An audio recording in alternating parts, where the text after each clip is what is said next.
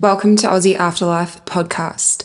This episode, well, all the other episodes and anything I've possibly said ever contains explicit language, so not for younger listeners unless you're an actual cool parent, or for those without a sense of humour. So remember to grab your headphones for the paranormal investigation episodes, and you also get to listen to my voice super close to your ear. So that could be good or bad or both. I don't really know, but anyway. But what I want you to do is grab a drink, relax, and enjoy. And come into my version of the afterlife. Could be heaven, hell, purgatory. It's probably hell, but what of it? Enjoy.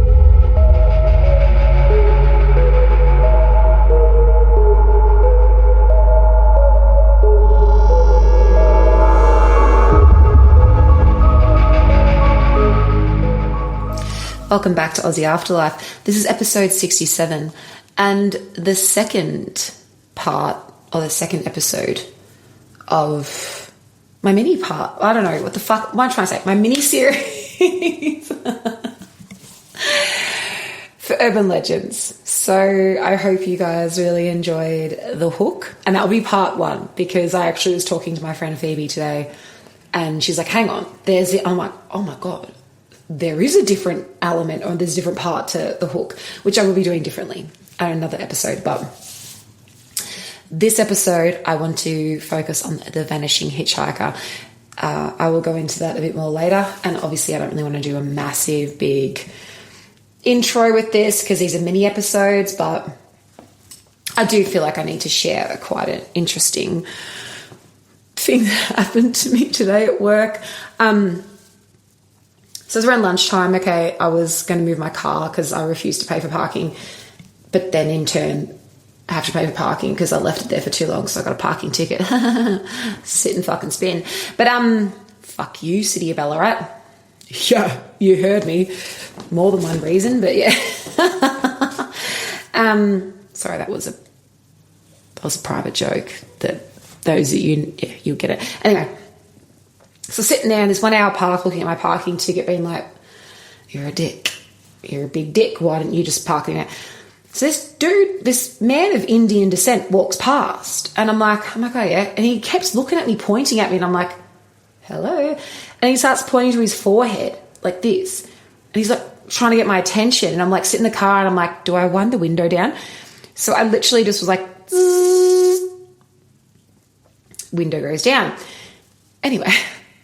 So this then leads to the most officially bizarre experience, probably actually the most bizarre 5 minutes of my life. I work in mental health.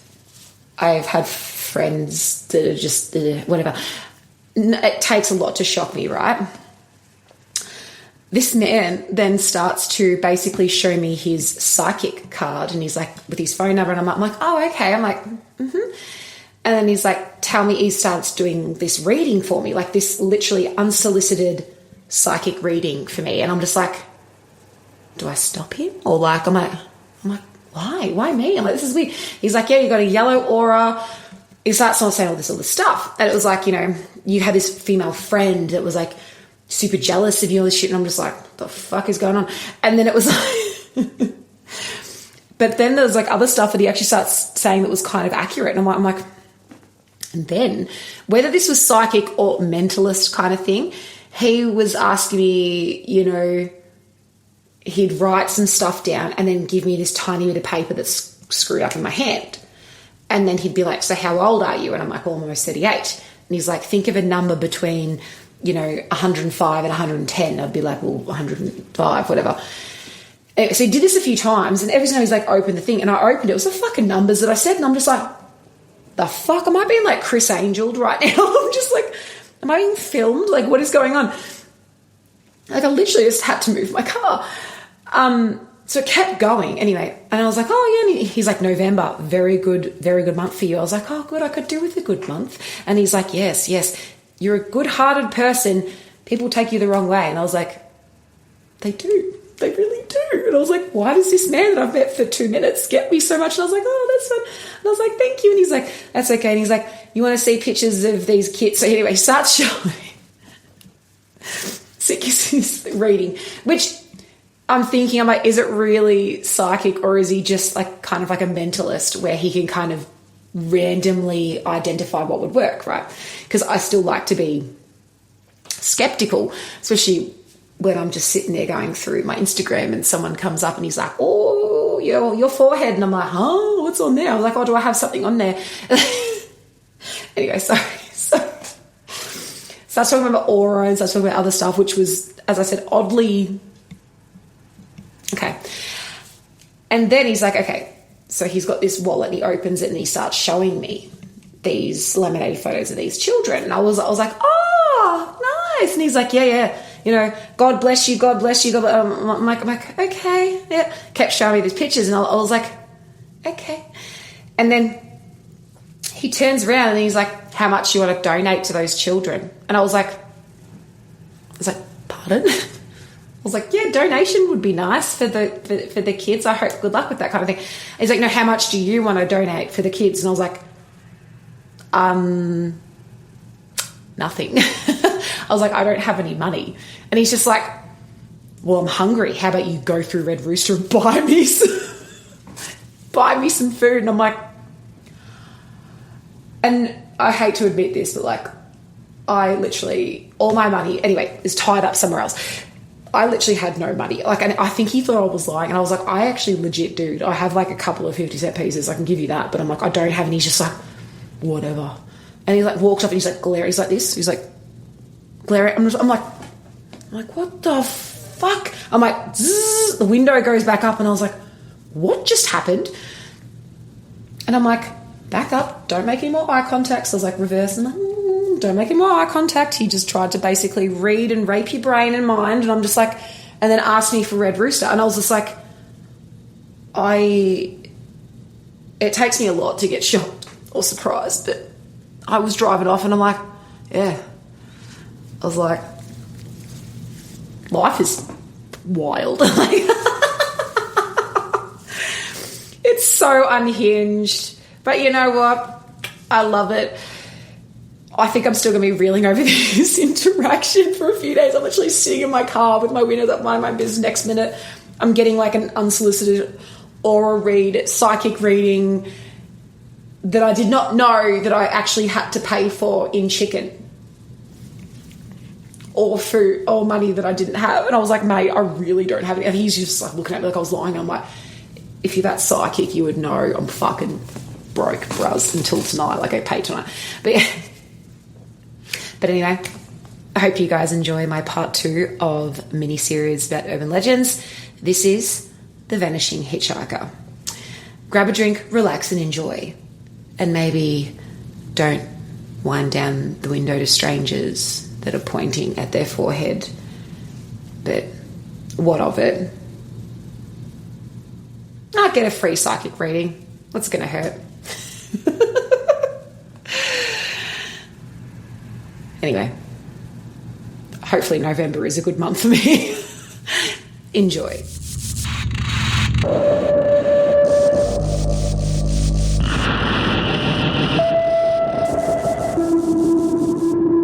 There's something unsettling about driving alone at night. The road stretches endlessly ahead, your headlights cutting through the darkness. Then, standing on the bend, you see someone. A lone hitchhiker. You stop. You go, hang on. Hitchhikers? Really? Do I pick them up or not? But you stop. They climb in. Maybe they're quiet, maybe they tell you where they're headed. But when you finally arrive, it's one of the most enduring ghost stories. The Vanishing Hitchiker. And unlike many paranormal tales, this legend wasn't born from a single event. Instead, it's a story that's travelled across countries, continents, generations, and changing to fit the people who tell it. Every country seems to have its own version. A lonely road, a young woman dressed in white, maybe, a tragic accident, and the driver left questioning what they've just experienced. Where did it all begin, though? The earliest versions of this story can be traced back centuries. Folklorists have identified remarkably similar traits throughout Europe, where spirits of the dead were believed to briefly return to the world of us, our living, to complete unfinished business or simply find their way home. These stories weren't sold as entertainment. They reflected deeply held beliefs that death wasn't always the end of a person's journey. Even from horse-drawn carriages all the way to cars today, this story of the mysterious vanishing hitchhiker has enthralled and engaged millions of people. And obviously, as I said in the last episode, it happened in the town next to you or to your sister's friends, uncle's brother, or whatever. But it always involves a lonely driver, a quiet road, a hitchhiker that needs some help. Pull over, innocently so, and the same outcome awaits. Yeah. I think it is so fascinating, and the reason why that this story has endured for so long is because there's so many versions of it all around the world. It keeps it relevant and real, and it hasn't just been experienced once, it's been experienced many times. Hence why there's so many different versions. It's not just simply a ghost story. It's a story about grief, unfinished journeys, and all about the unsettling possibility that the dead might still walk among us, if only just for one final ride. So, let's get to my retelling of the very, very famous urban legend, the Vanishing Hitchiker.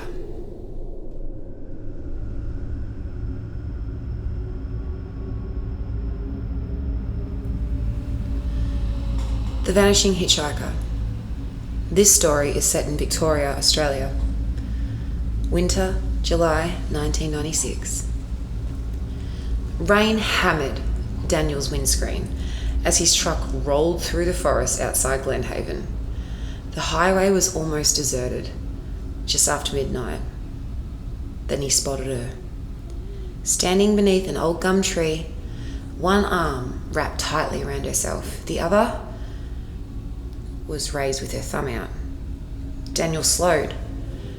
His late wife had always insisted on helping people, especially young women travelling alone. So, naturally, he pulled over.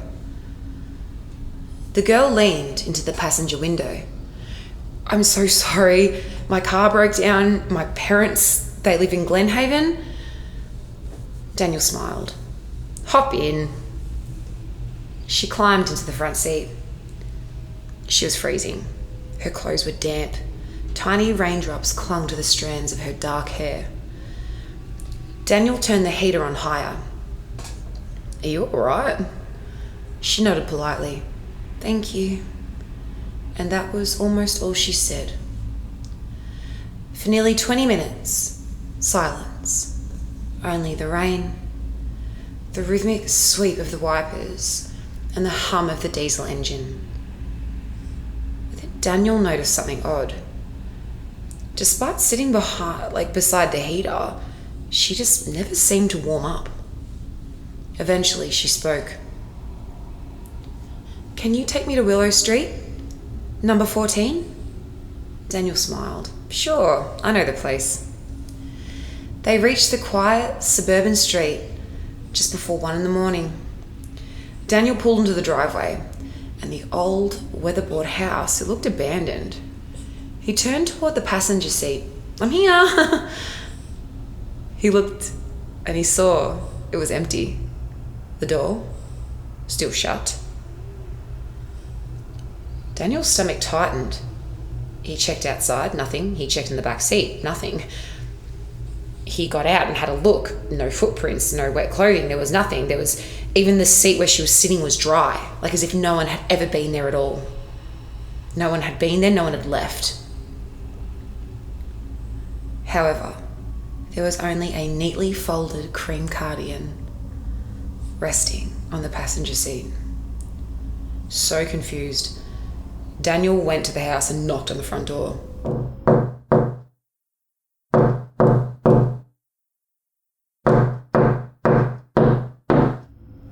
After several moments, an elderly woman answered, and she looked exhausted. Daniel held up the cardigan. "Your daughter left this in my truck." The woman's face turned white. She slowly reached out, touching the fabric with trembling fingers, and tears filled her eyes. Where did you get this?" Daniel explained. She was a hitchhiker. The rain, the lift into town, the address she'd given him. The old woman began crying. "My Sophie, she died 17 years ago." Daniel stared silently. The woman then disappeared inside.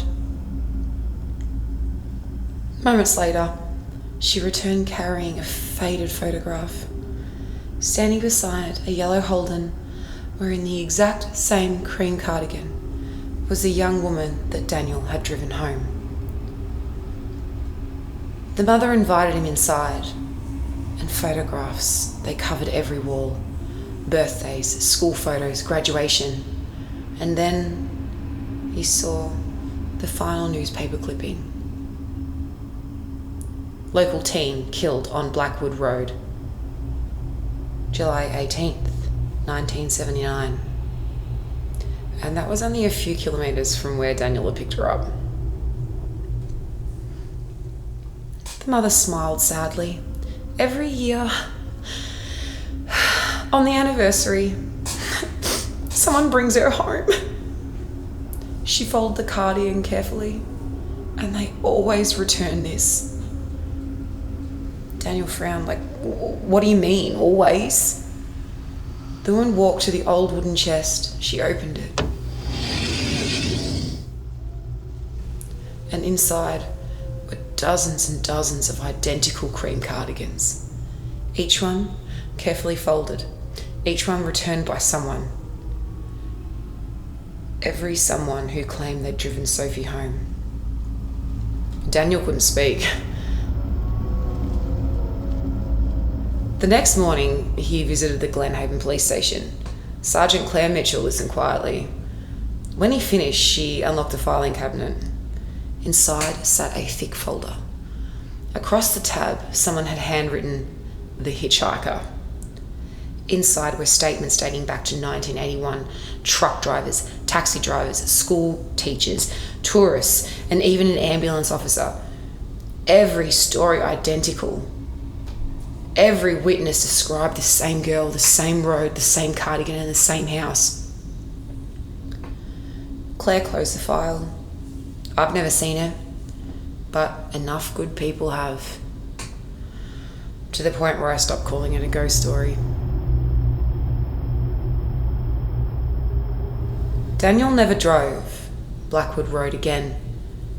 He changed freight routes, added hours to every trip. Anything to avoid that stretch of highway. Until 10 years later, another storm, another detour, another lonely road. As rain beat against the windscreen, he looked into his headlights. Standing beneath the old gum tree was another young woman. The thumb raised, waiting. Daniel slowed. His hands tightened on the steering wheel. He knew exactly who she was. He also knew no one deserved to be left alone in the rain.